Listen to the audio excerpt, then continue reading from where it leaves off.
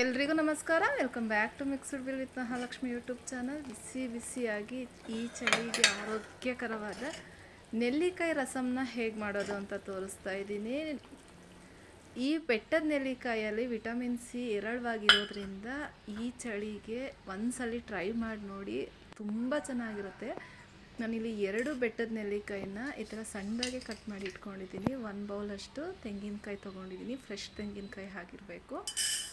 ಈಗ ಒಂದು ಕಡಾಯಿ ಇಟ್ಟು ಗ್ಯಾಸ್ ಆನ್ ಮಾಡಿ ಒಂದು ಕಡಾಯಿ ಇಟ್ಟು ಅದಕ್ಕೆ 2 ಟೇಬಲ್ ಸ್ಪೂನ್ ಆಗೋಷ್ಟು ತೊಗರಿಬೇಳೆ, 1 ಟೇಬಲ್ ಸ್ಪೂನ್ ಆಗೋಷ್ಟು ಉದ್ದಿನಬೇಳೆ, 2 ಟೇಬಲ್ ಸ್ಪೂನ್ ಆಗೋಷ್ಟು ಧನಿಯಾ, ಒಂದು ಅರ್ಧ ಟೇಬಲ್ ಸ್ಪೂನ್ ಆಗೋಷ್ಟು ಜೀರಿಗೆ, ಒಂದು 10 ರಿಂದ 11 ಕಾಳುಮೆಣಸು, ಒಂದು 1/4 ಟೀ ಸ್ಪೂನ್ ಆಗೋಷ್ಟು ಸಾಸಿವೆ, ಒಂದು ಚಿಟಕಿ ಮೆಂತ್ಯ, 1 ಸ್ಪೂನ್ ಎಣ್ಣೆ ಹಾಕ್ಕೊಂಡು ನೀಟಾಗಿ ಫ್ರೈ ಮಾಡ್ಕೊಬೇಕು. ಇದನ್ನು ಎಳೆ ಕಾವಲೆ ಅಂದರೆ ಲೋ ಫ್ಲೇಮಲ್ಲೇ ಇಟ್ಟು ಚೆನ್ನಾಗಿ ಫ್ರೈ ಮಾಡ್ಕೊಬೇಕು. ಹೈ ಫ್ಲೇಮಲ್ಲಿ ಇಟ್ಟರೆ ಎಲ್ಲ ಬೇಗ ಸೀದೋಗ್ಬಿಡುತ್ತೆ, ಅಷ್ಟು ಫ್ರೈ ಆಗಿರಲ್ಲ. ಸೊ ಹಾಗಾಗಿ ಲೋ ಫ್ಲೇಮೇ ಇಟ್ಟು ನೀಟಾಗಿ ಫ್ರೈ ಮಾಡ್ಕೊಳ್ಳೋಣ. ಈ ಕಾಳು ಫ್ರೈ ಆಗ್ತಿರೋ ಮಧ್ಯದಲ್ಲಿ ನಾನು ಖಾರಕ್ಕೆ ಅನುಗುಣವಾಗಿ ಒಂದು 4 ಹಸಿಮೆಣ್ಸಿನ್ಕಾಯಿ, ಒಂದು ಸ್ವಲ್ಪ ಕರಿಬೇವಿನ ಸೊಪ್ಪು ಹಾಕಿ ಫ್ರೈ ಮಾಡ್ತಾಯಿದ್ದೀನಿ. ನೀವು ಖಾರಕ್ಕೆ ನೋಡಿ ಹಸಿಮೆಣ್ಸಿನ್ಕಾಯಿ ಯೂಸ್ ಮಾಡ್ಬೋದು. ಹಸಿಮೆಣ್ಸಿನ್ಕಾಯಿ ಕರಿಬೇವಿನ ಸೊಪ್ಪು ಚೆನ್ನಾಗಿ ಫ್ರೈ ಆಗಿ ಸ್ವಲ್ಪ ಕ್ರಿಸ್ಪಿ ಆಗಬೇಕು. ಕರಿಬೇವಿನ ಸೊಪ್ಪು ಅಷ್ಟಾದರೆ ಸಾಕು. ಇವಾಗ ಫ್ಲೇಮ್ ಆಫ್ ಮಾಡಿ ತಣ್ಣಗೆ ಹಾಕ್ಬಿಡೋಣ.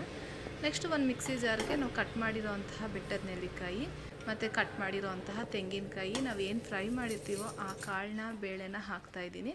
ನೀರು ನೋಡಿ ಹಾಕ್ಕೊಂಡು ಫೈನಾಗೆ ರುಬ್ಕೊಬೇಕು. ನೋಡ್ತಾ ಇದ್ದೀರಲ್ಲ, ಇಷ್ಟು ಆದರೆ ಸಾಕಾಗತ್ತೆ. ಈ ರಸಮು ತುಂಬ ಚೆನ್ನಾಗಿ ಬರುತ್ತೆ, ಅಷ್ಟೇ ಆರೋಗ್ಯಕರ, ಯಾವುದೇ ಥರ ಕಹಿ ಅನಿಸೋದೇ ಇಲ್ಲ ನಿಮಗೆ. ಟೇಸ್ಟ್ ಮಾತ್ರ ಅದ್ಭುತವಾಗಿರುತ್ತೆ. ರುಬ್ಬಿರೋದನ್ನ ಒಂದು ಬಾಣಲಿಗೆ ಹಾಕ್ಕೊಂಡು ಅದಕ್ಕೆ ನೀರು ಎಷ್ಟು ಬೇಕು ಅಂದರೆ ರಸಮ್ಗೆ ಕನ್ಸಿಸ್ಟೆನ್ಸಿ ನೋಡಿ ನೀರು ಹಾಕ್ಕೊಳ್ಳಿ. ನೀರು ಹಾಕ್ಕೊಂಡು ಒಂದು ನೀಟಾಗಿ ಮಿಕ್ಸ್ ಮಾಡಿ ಇದಕ್ಕೆ ರುಚಿಗೆ ತಕ್ಕಷ್ಟು ಉಪ್ಪು ಹಾಕಬೇಕು. ಉಪ್ಪು ಹಾಕಿ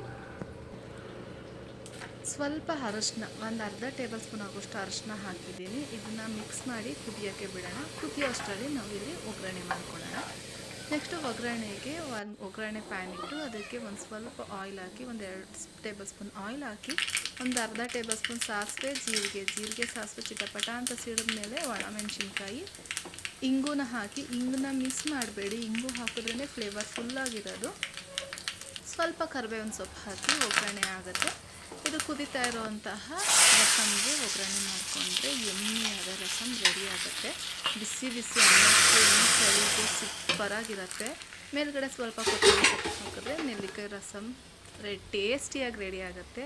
ಐ ಹೋಪ್ ಈ ವಿಡಿಯೋ ಇಷ್ಟ ಆಗಿದೆ ಅಂದ್ಕೊತೀನಿ. ಇಷ್ಟ ಆಗಿದೆ ದಯವಿಟ್ಟು ಲೈಕ್ ಮಾಡಿ, ಶೇರ್ ಮಾಡಿ, ಕಮೆಂಟ್ ಮಾಡಿ.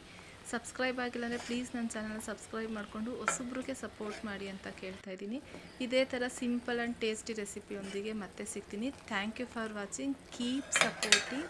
ಒಂದ್ಸಲಿ ಟ್ರೈ ಮಾಡಿ, ಕಮೆಂಟ್ ಮಾಡಿ ಹೇಗೆ ಬಂತು ಅಂತ. ಬಾಯ್.